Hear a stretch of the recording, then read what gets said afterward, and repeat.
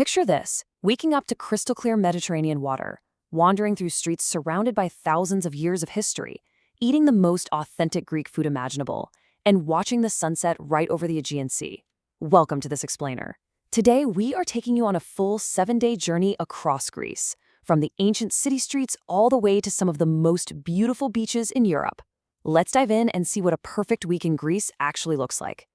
Because here's the thing about Greece. It isn't just one single destination. It's a country filled with completely different, deeply immersive experiences depending on where you go.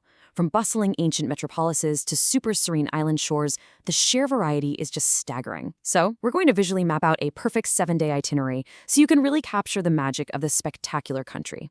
So, here is our roadmap for the week. We'll spend day 1 in Athens, days 2 and 3 in Santorini, days 4 through 6 in Crete, and day 7 will be our final farewell.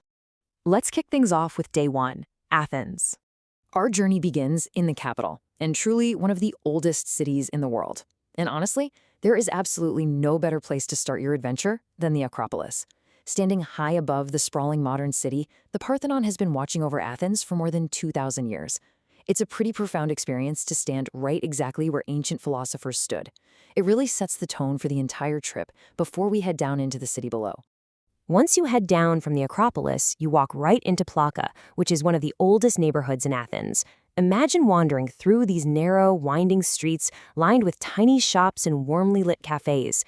And look, your first day isn't complete without a proper feast.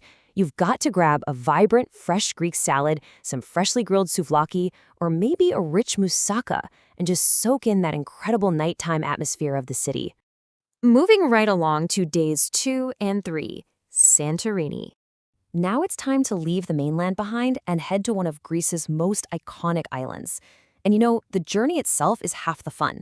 As you approach from the water, these dramatic cliffs rise straight up from the deep blue sea. You'll want to head straight toward Oia. This is the Santorini you've undoubtedly seen all over your feed. Brilliant white buildings, those striking blue domes, and incredible views stretching out over the water. It literally commands your attention the second you see it.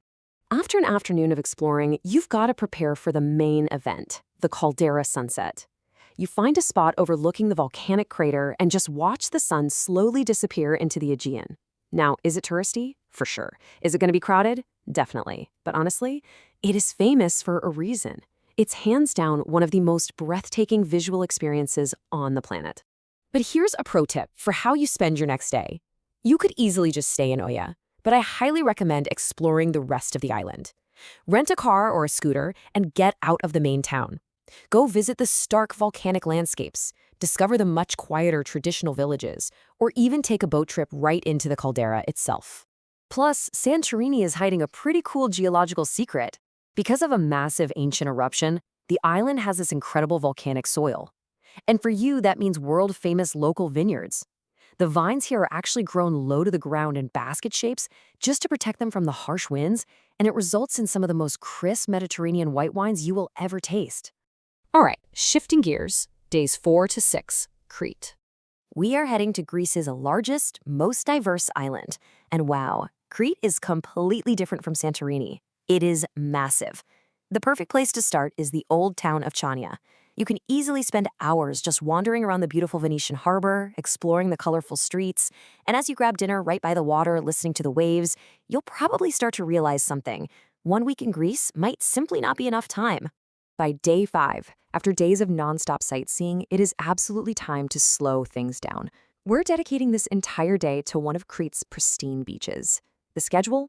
It's simple. Swim in the crystal clear water, relax under the Mediterranean sun, get some fresh Greek food, and repeat. There's absolutely nothing else on the agenda today. Because, you know, sometimes the absolute best part of traveling isn't rushing around seeing as much as possible.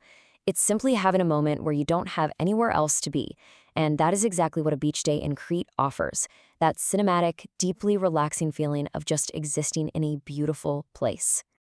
But Crete is so much more than just stunning beaches. On day 6, take a road trip into the interior. If you do, you'll be rewarded with some incredible adventure. We're talking dramatic mountain ranges, hidden villages where time literally seems to stand still, and ancient archaeological sites that rival anything you'd find back on the mainland. And of course, whether you're up in the mountains or down by the sea, you have to leave room for the food. Honestly, the food might just be the best part of this whole trip.